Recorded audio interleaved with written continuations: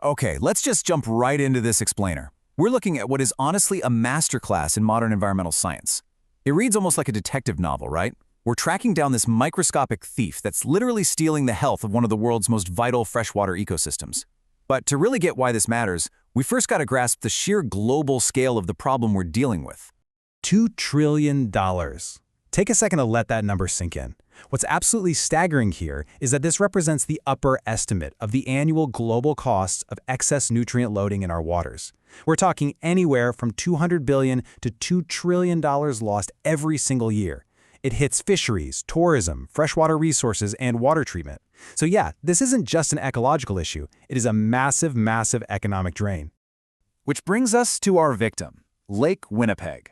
It's the 10th largest freshwater lake in the world, but researchers literally describe it as Canada's sickest lake. In fact, it's often cited as the most threatened lake on the planet. Since the 1990s, it's just been choking on these increasing cyanobacterial blooms, or, what we usually call blue-green algae. Now, the crucial thing to understand is that total phosphorus, or TP, is the weapon driving these toxic blooms. Look, phosphorus is a natural nutrient, right? But in excess, it becomes a really severe pollutant.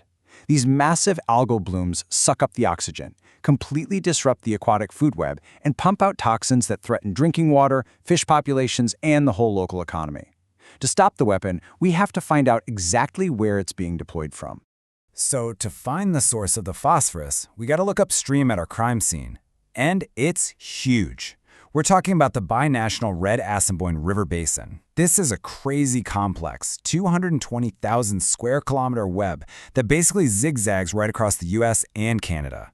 Trying to figure out exactly where a specific gram of phosphorus came from in a watershed this massive, it's incredibly difficult. We need the ultimate tracking device. Section 1. The detective tool. Enter the Sparrow model. So, Sparrow. That stands for Spatially Referenced Regression on Watershed Attributes. Think of Sparrow as kind of a high-tech environmental detective. It uses a mass balance approach. What that means is it tracks every single unit of a nutrient from its initial source on the land, factors in how much gets absorbed or delivered by rain, accounts for what gets lost in reservoirs, and calculates exactly what ends up in that final waterway. It's like a giant puzzle, and Sparrow puts the pieces together. And what's honestly amazing about this latest research is the efficiency of it all. This powerful detective tool can now be calibrated with surprisingly few physical monitoring stations. We're talking just under 100 water quality stations for this entire massive binational area. You're probably wondering, how on earth did they achieve such high accuracy with so few checkpoints? Well, it comes down to a major statistical upgrade. Previous studies relied on a traditional frequentist model. And, that old detective was pretty good, but it couldn't pin any significant blame on wastewater plants because of limited data points. But this new study, it uses a Bayesian approach. By explicitly mapping out the uncertainty and combining prior knowledge with new observations, it finally gave us the full, verified picture, including the exact impact of wastewater. A real game changer. Section 2. The interrogation. Breaking down the suspects. All right, so the model's findings make it crystal clear who the main culprit is here. Across the entire basin, agriculture is responsible for an average of 65% of the total phosphorus loads. Wastewater treatment plants and stream channels, they play smaller roles at around 14% each, while natural forests contribute a baseline of just 7%. But hey, agriculture is a pretty broad term, right? We need to dig a little deeper into that 65%. Because when we disaggregate that agricultural suspect, a really fascinating detail emerges. The model actually separates farm fertilizers from livestock manure. And get this, phosphorus from fertilizers is exported into the water system at roughly 4 times the rate of manure. That's 1.2% compared to just 0.4%. This level of granular tracking is exactly why this model is so incredibly vital. Now, since this is a binational watershed, we absolutely have to look impartially right across the border.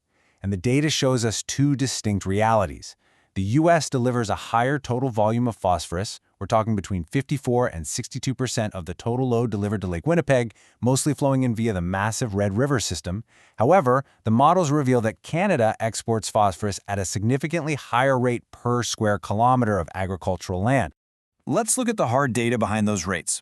The Bayesian models show us this isn't about some geopolitical blame game, not at all. It's simply about localized agricultural realities.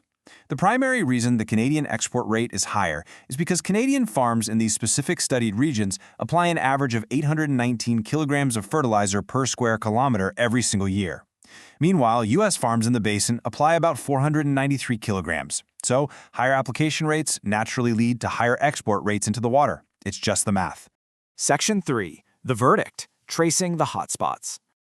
So the Bayesian model pinpoints specific subdrainage areas as the absolute most intense sources of phosphorus delivery. Up in Canada, it's the lower Red River area. Down in the US, it's the upper Red, Buffalo, and western wild rice areas. Basically, this model acts as a crucial screening tool. It tells us exactly where we need to be spending our time and our money.